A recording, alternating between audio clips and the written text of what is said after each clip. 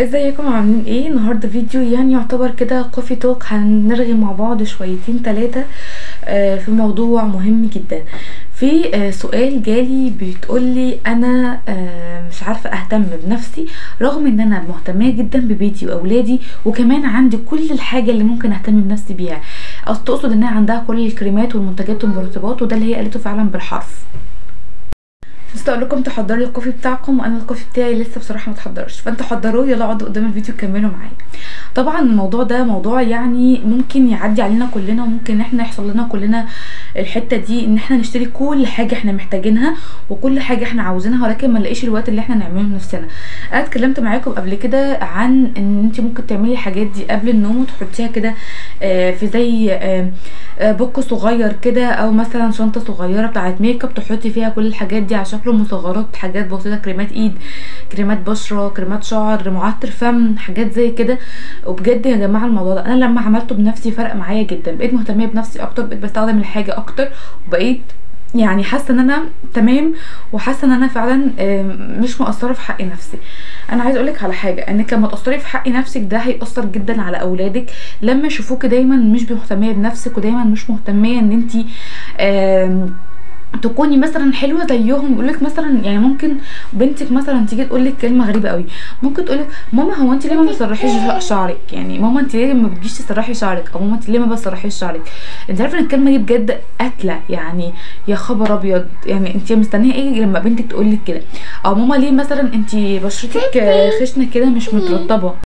فبجد الكلمه بتبقى صعبه شويه، وبتبقى حاسه ان انت يعني هتردي تقولي ايه. يعني انا هرد دلوقتي اقول ايه؟ المفروض ما تشدنيش كده، قلت لك 100,000 مره 100,000 مره قلت لك ما تشدنيش كده.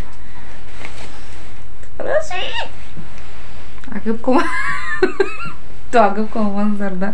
انا مش هعمل مونتاج للفيديو ده، انا هسيبه كده عشان تعرفوا مأساتي ومأساة الامهات الصغننه اللي تبقى عندها بيبي صغنن مش عايز يسيبها تعمل اي حاجه في حياتها. خدك احمر من كتر الروج، يعني انت عايز ايه اكتر من كده؟ بس مش عارف يفتح عينه اصلا في الضوء، مش عارف يفتح عينه. اوكي بيبي، ممكن تسيب مامي تصور فيديو؟ اوكي. يلا روح هات الكوره بتاعتك، ماشي؟ ندور على الكوره يلا. هتتم بالظبط وخلص الفيديو، هيكون قصير بسبب زين، بس معلش نتكلم ونقول اللي احنا عايزينه بسرعه. فكل اللي عايزه اقوله لك ان انت تهتمي بنفسك، ما تستنيش حد من اولادك يعقب عليكي، وما تستنيش طبعا زوجك يحس ان انت مش مهتميه بنفسك علشان الاولاد.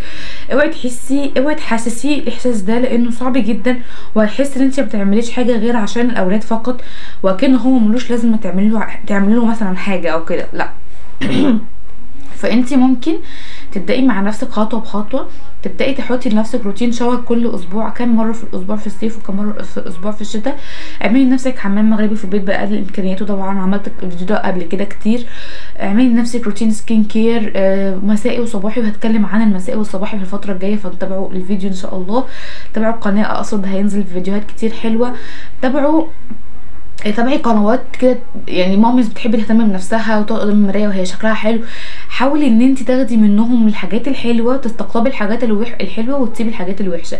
ما تستنيش مثلا حد يجي يقولك هو انت ليه مش مهتميه بشعرك، او ليه مش مهتميه بجسمك، او ليه اصلا تعملي الموضوع ده. خاصه الموضوع ده هيعمل عندك نوع من انواع كده الشراهه للشوبينج، تقعدي تشتري حاجات كتير انت حابه ان انت فاكره ان انت هتستخدميها، وفاكره ان انت محتاجاها، رغم ان انت اصلا مش بتستخدمي منتجات كتير قوي منها.